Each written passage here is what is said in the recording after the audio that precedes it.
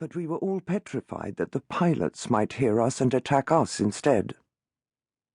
When my restless little sister Manya had run out from under the apple tree to get a better look, Mama hadn't dared raise her voice and had had to resort to feverish gestures to get her to sit back down.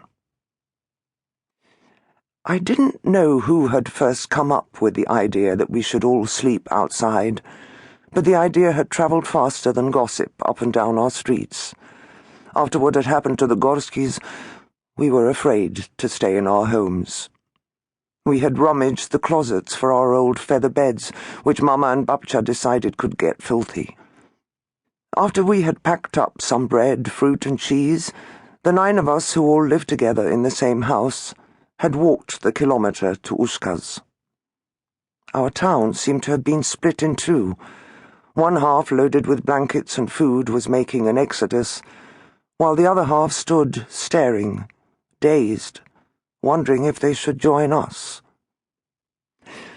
As we passed near the Gorskys, I was filled with a morbid curiosity.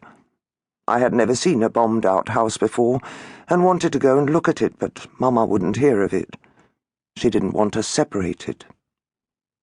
In typical fashion, Manya had ignored her and already run ahead to Ushkaz, while I was stuck walking at a snail's pace. Babcha and Jajo, my grandparents who were portly and only walked distances in considerable pain, kept telling us not to worry about them and go on already. But Mama didn't want her parents to be alone if there was another bombing. Mama was nicknamed Salka the Cossack because she went through life as if she were mounted on a horse, wielding a sword at any of life's problems. She could manage anything from her kitchen table, but no matter how much we talked and talked and talked, trying to make sense of the new reality, today was a day of questions without answers. Across the fields and in all the pastures and farms surrounding our small city of Zolkiew, dozens of other families were getting ready to sleep under the stars. Even though it was a warm September night, with the air fragrant with the scent of newly mown hay, no one could sleep. But eventually, exhaustion had triumphed over fear, and in ones and twos, everyone but me had succumbed. I had never been a nervous and anxious girl. I was the quiet, studious daughter, but as I watched and listened for more planes to come, I felt I would never be able to sleep again. In the distance I could make out the silhouettes of Zolkiew's Baroque church spires with their pregnant onion tops and golden domes. Not a light was on, and my familiar town looked eerily deserted, almost haunted. It felt as if the war's shadow had physically darkened our town.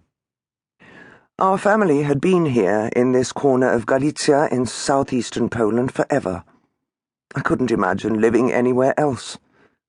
We had been rooted here longer than most of the white birch and the Russian pines that formed the islands of forest in the steppe. I had never heard Jajo and Babcha speak of another place in our family's history.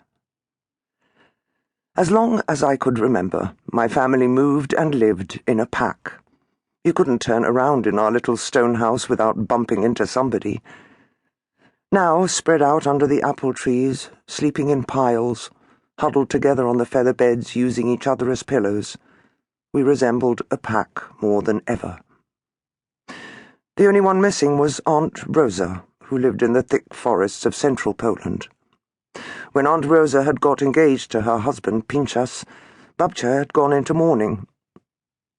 Rosa was the prettiest of the sisters, and Babcha had always said she could have had any man she wanted in town.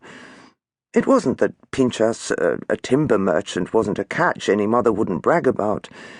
It was because he lived on the other side of Poland, in Józefów, and she would have to leave Zolkiew. Next to me, my little sister Manya, tanned from the summer sun, slept. She was the first to drop off and was asleep even before the little ones. And asleep was the only time she was ever still. At 10, she was faster than most of the boys her age, and her thin arms and legs were as strong as the braided wire the peasants used to bale their hay. The skipping rope that she always wore